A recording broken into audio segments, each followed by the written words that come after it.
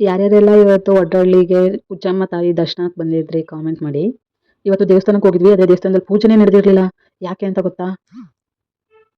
ಇದು ಶುಕ್ರವಾರದ ವಿಡಿಯೋ ಆಗಿರುತ್ತೆ. ಬೆಳಿಗ್ಗೆ ಬೇಗ ಎದ್ದು ಸ್ನಾನ ಮಾಡ್ಕೊಂಡು ಅಮ್ಮ ನಾನು ರೆಡಿಯಾಗಿ ನಮ್ಮ ಕುಲ ದೇವ್ರಿಗೆ ಹೊರಟ್ವಿ.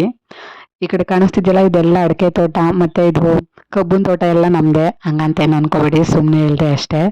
ಸರಿ ಅಂತ ಹೇಳಿ ದೇವಸ್ಥಾನಕ್ಕೆ ಹೋದ್ವಿ. ಆದ್ರೆ ದೇವಸ್ಥಾನದಲ್ಲಿ ಏನಾಗೋಯ್ತು ಗೊತ್ತಾ, 2 ಗಂಟೆ ಆದ್ರೂ ಪೂಜೆನೇ ನಡೆದಿರ್ಲಿಲ್ಲ. ಇಲ್ಲಿ ಕಾಣಿಸ್ತಾ ಇರೋದು ನಮ್ಮ ಅಕ್ಕ, ನಮ್ಮ ಅತ್ತೆ, ನಮ್ಮ ಮಾವ ಎಲ್ಲ ಫ್ರೆಂಡಲ್ಲೇ ಕೂತಿದ್ರು. ಹೋದ್ವಿ, ತುಂಬಾ ಜನ ಇದ್ರು.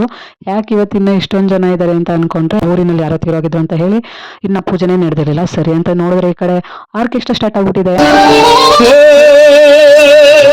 ವಿಶ್ವಕರ್ಮ ವಿಶ್ವಕರ್ಮ ಗೆದ್ದು ಬಾರ ಗೆದ್ದು ಬಾರ ಇರಪ್ಪ.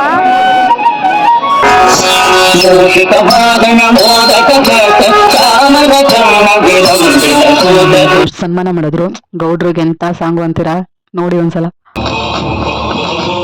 ಸರಿ ಆಯ್ತು ಅಂತೇಳಿ ನಮ್ಮ ಅಕ್ಕ ಪೂಜೆ ಸಾಮಾನ್ಯ ತಗೊಬಂದಿಲ್ಲ. ಸರಿ ತಗೋಬರೋಣ ಅಂತ ವಾಪಸ್ ಹೋದ್ವಿ.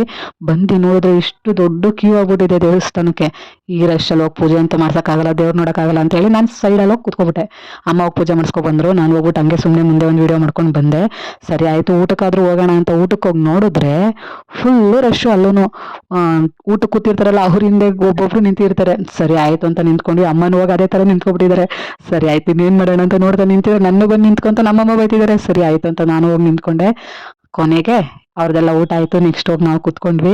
ಮೊದಲು ಕೋಸಂಬರಿ, ಲಡ್ಡು, ಪಾಯಸ, ಪಲ್ಯ, ಬಾತು, ಅನ್ನ, ಸಾರು, ಹಪ್ಳ ಎಲ್ಲ ಹಾಕಿದ್ರು.